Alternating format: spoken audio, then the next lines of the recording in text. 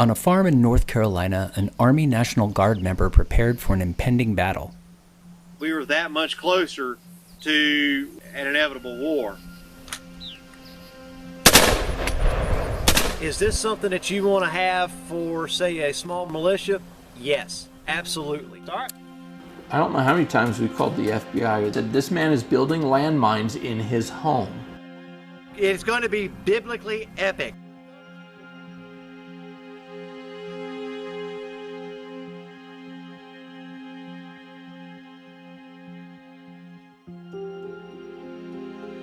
In 2010, I came home after my second deployment to Iraq, and I realized that we were suffering from the very same disease that the Iraqis were plagued by, and that was tribalism.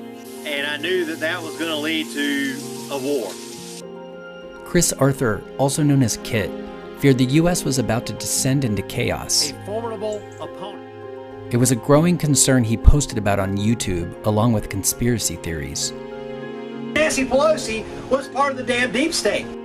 Take the bad guy out through a snatch and grab, hold him accountable, have him publicly tried, and then have him executed. After 2 tours in Iraq, the former Army sergeant joined the North Carolina National Guard. He later founded Tackleberry Solutions to teach wartime tactics on the home front. We got inspiration from our Heavenly Father that what I needed to really focus on was the pending war. Knowledge is the only thing that's going to get you through what's coming.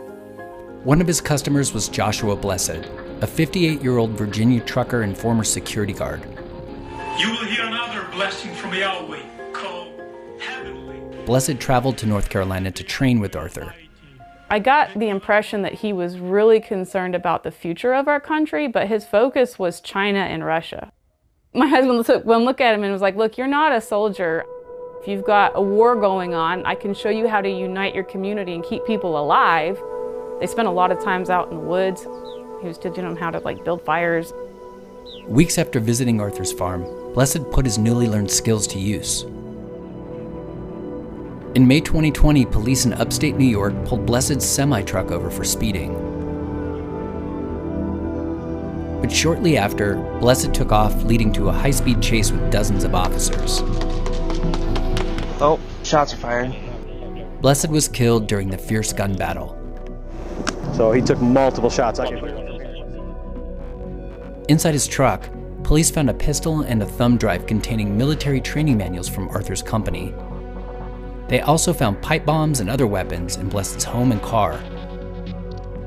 Oh, man. What's up, man? You Michael? I am. Get Arthur. Nice to meet you. Good to meet you. A year after the shooting in New York, Arthur was approached by an FBI informant posing as a client. They discussed how to prepare for a battle with federal agents. We can go lethal or non-lethal, and that depends on you.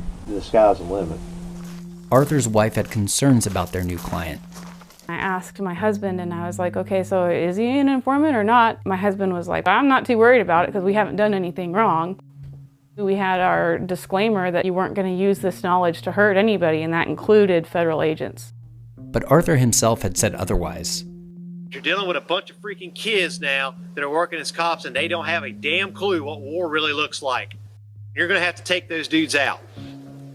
It's just a fact of life. His videos and the recordings from the FBI informant were shown as evidence during his trial for assisting in the attempted murder of federal agents. The Associated Press found that Arthur is among more than 480 people with a military background accused of extremist crimes since 2017, including the more than 230 arrested in connection with the January 6th insurrection. While the number of people involved represents a fraction of active military and veterans, researchers say their involvement had a common trait.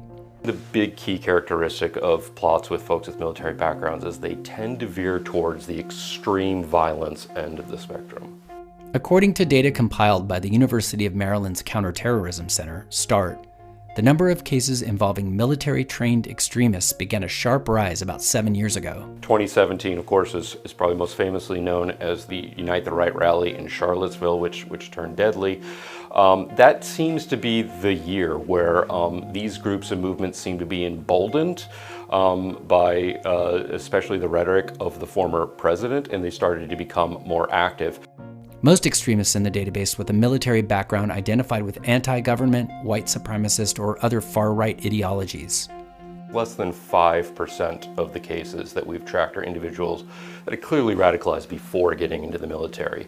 So what we have found is that this is primarily a problem in the veteran community, not the active service community. But concerns were raised while Chris Arthur was in the National Guard. Ben Powell was previously married to Amy Arthur, and their 2 children were being raised on the Arthur farm. My children were involved in a lot of his videos.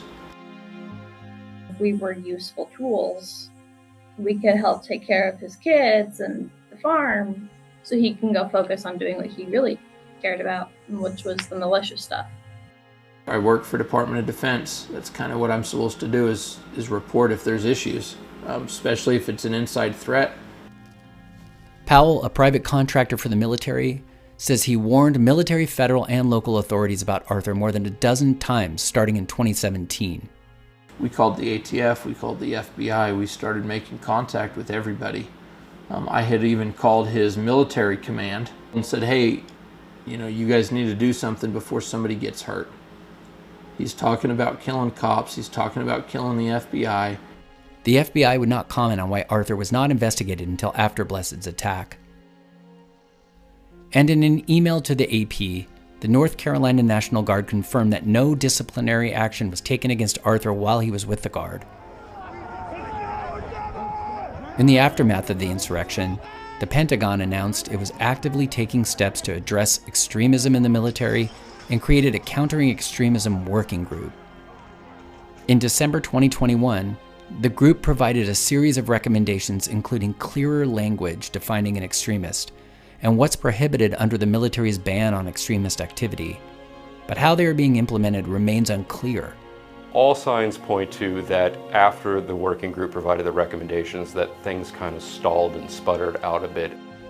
A defense official told the AP the department is continuing its efforts to address the negative and divisive influence of extremist activities within the total force. Chris Arthur was sentenced to 25 years in prison for illegal possession of explosives and guns and for teaching how to make bombs to kill federal agents. In a message from prison to the AP, he remained steadfast that he did what was necessary.